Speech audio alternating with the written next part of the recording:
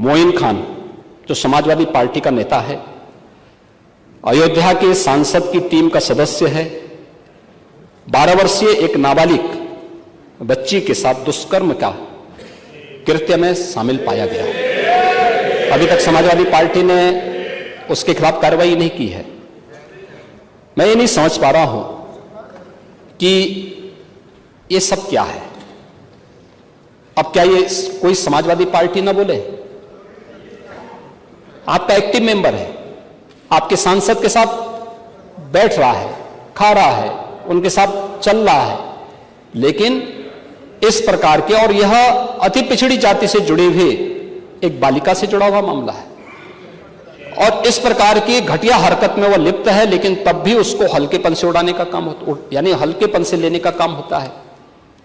ये घटनाएं क्या दिखाती हैं? कल ही हरदोई में एक दुर्भाग्यपूर्ण घटना घटित हुई, और हरदोई में घटित दुर्घटना में भी बीरे उर्फ वीरेंद्र यादव इस समाजवादी पार्टी का पूर्व जिलाध्यक्ष है।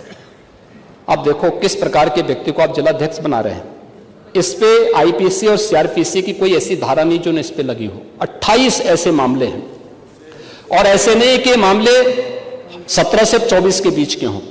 इस पे पहला अपराध दर्ज हुआ था 89 में, दूसरा है 91 में, तीसरा 91 में, चौथा 91 में, पांचवा 92 में, छठा 90 में, फिर 93 में, फिर 92, फिर इससे पहले 98, इससे पहले 90, इसके बाद 96, 2006, 2008, 2013 में तो आप ही की गवर्नमेंट थी, 2007, 2009, 2008, 2015 में भी आपकी सरकार थी, 2016 में 302 में भी यह व्यक्ति लिप्त रहा है, 302 की भी घटना में शामिल रहा है, 388 की घटना में भी यह व्यक्ति लिप्त रहा है। इसी प्रकार से 2016 में 302 के मामले में व्यक्ति लिप्त रहा है। 2002 में यूपी गुंडा अधिनियम के अंतर्गत इसके खिलाफ कार्रवाई हुई है। ऐसे ही इसके खिलाफ फिर 2002 में भी इसके खिलाफ गुंडा एक्ट के अंतर्गत कार्रवाई हुई है। 2017 में यूपी गुंडा एक्ट के अंतर्गत इसके खिलाफ कार्रवाई हुई है, और फिर 2017 में भी इसके खिलाफ कार्रवाई हुई है। 28 इस प्रकार के मामलों में व्यक्ति लिप्त है। समाजवादी पार्टी का पूर्व जिलाध्यक्ष है। कल एक अधिवक्ता की हत्या सरेआम इसके द्वारा करवाई गई है, और इस प्रकार के अपराधियों को आप कहते हैं साहब गोली मार रहे हैं, क्या माला पहनाएंगे क्या? मुझे आश्चर्य होता है। अब इस प्रकार का तो ये ताजा उदाहरण है, इस समाज के लिए सबसे बड़े कलंक है, इस समाज का कोड़ है, और इस कोड़ को जब तक हटाएंगे नहीं तब तक उत्तर प्रदेश की स्थिति को ठीक करने में कठिनाई होगी।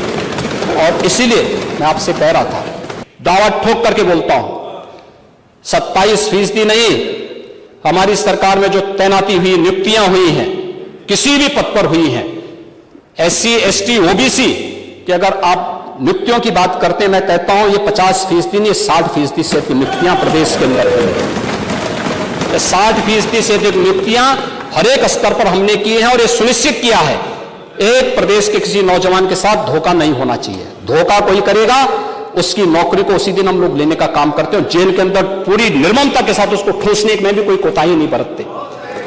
आपको बुलडोजर से डर लगता है, लेकिन यह निर्दोष के लिए नहीं है, उन्हीं अपराधियों के लिए है जो प्रदेश के नौजवानों के भविष्य के साथ खिलवाड़ करते हैं, जो प्रदेश के व्यापारी और बेटी की सुरक्षा में सेंध लगाने का काम करते हैं, जो प्रदेश के अंदर अराजकता पैदा करके सामान्य लोगों का जीना हराम करते हैं। मेरा दायित्व बनता, मैं यहां नौकरी करने नहीं आया हूं, कतई नहीं। मैं यहां पे इस बात के लिए आया हूं कि अगर वो करेगा तो भुगतेगा भी फिर, और इसीलिए मैं यहां पे आया हूं कि हम लोग उससे लड़ेंगे। ये लड़ाई हमारी सामान्य लड़ाई नहीं है, ये प्रतिष्ठा की लड़ाई भी नहीं है। मुझे प्रतिष्ठा प्राप्त करनी होती तो मुझसे से ज्यादा प्रतिष्ठा अपने मठ में मिल जाती है, कोई आवश्यकता नहीं मेरे लिए। लेकिन इस प्रकार के गुमराह भरे तथ्यों को लेकर क्या बातें हैं आप लोग बोलते हैं, इस प्रकार के अनावश्यक बातों की तरफ आप ध्यान कर, आप इस प्रकार की चर्चाएं करते हैं। लेकिन मैं कहना चाहूंगा, और अंत में मैं केवल एक ही बात कहना चाहूंगा, एक काट की हंडिया बार बार नहीं चढ़ने वाली है, तो उसका समय पूरा हो गया है, पूरा हो गया है, अब नहीं चलने वाला है। और इसीलिए हम लोग तो इस बात के पक्षधर हैं और वह ये, मैं फिर भी आपसे आप लोगों से कहूंगा, आपसे नहीं, आप तो बड़े बुजुर्ग हैं, वयोवृद्ध हैं, पूरे, मैं दोनों पक्षों से कहूंगा कि पांडे जी जैसे लोगों को सम्मान मिलना ही चाहिए, क्योंकि वो पीढ़ी लगभग अपने ढलान की तरफ है और मुझे लगता है उन्हें हर प्रकार का सम्मान मिलना चाहिए। लेकिन हम लोग जो भी योजना बनाते हैं यह धरती पर पांव रख करके बनाते हैं, व्यवहारिक जगत का। मैं आपकी बात को इसलिए सुन रहा था, मैंने एक भी बार आपको डिस्टर्ब इसलिए नहीं किया क्योंकि मैं जानता था कि आप जमीन पर रह करके सारी बातों को यहां व्यवहारिक स्तर पर बोलते हैं। और इसीलिए मैं कहूंगा कि एक पांव, जो अटल जी ने कहा था, एक पांव धरती पर रखकर ही बावन भगवान ने आकाश पाताल को जीता था। धरती ही धारण धर करती है, कोई इस पर भार न बने, मिथ्या अभिमान से न तने। मुझे लगता है गलतफहमी नहीं होनी चाहिए समाजवादी पार्टी या कांग्रेस को कि वह बार बार खटाखट जैसी योजना के माध्यम से जनता को धोखा दे सकें। लेकिन मैं आपसे कह सकता हूं, ये सरकार चलेगी, मजबूती के साथ चलेगी, प्रदेश के अंदर ट्रांसफॉर्म करने के अपने अभियान को आगे बढ़ाएगी। प्रदेश के अंदर खिलवाड़ करने की किसी को जरूरत नहीं होगी। और कल की जो गोमती नगर की घटना है, उस घटना में भी हम लोगों ने जवाबदेही तय की है। उसके अपराधियों की सूची भी मेरे पास आई है। ये अपराधी हैं, पहला अपराधी है पवन यादव, दूसरा अपराधी मोहम्मद अरबाज। ये सद्भावना वाले लोग हैं, यानी सद्भावना, अब इनके लिए सद्भावना ट्रेन चलाएंगे, इनके लिए बुलेट ट्रेन चलेगी, चिंता मत करो। और उस बुलेट ट्रेन की तैयारी की जा रही है। और इसीलिए महिला सुरक्षा हमारे लिए सर्वोच्च महत्व रखता है। हमने इस बात को पहले दिन कहा है, कोई खिलवाड़ करेगा तो उसका खामियाजा भुगतेगा। हम लोगों ने इस बारे में हम लोगों ने आश्वस्त किया, एक एक बेटी को, एक एक बहन को हम लोगों ने इस बात के लिए आश्वस्त किया है।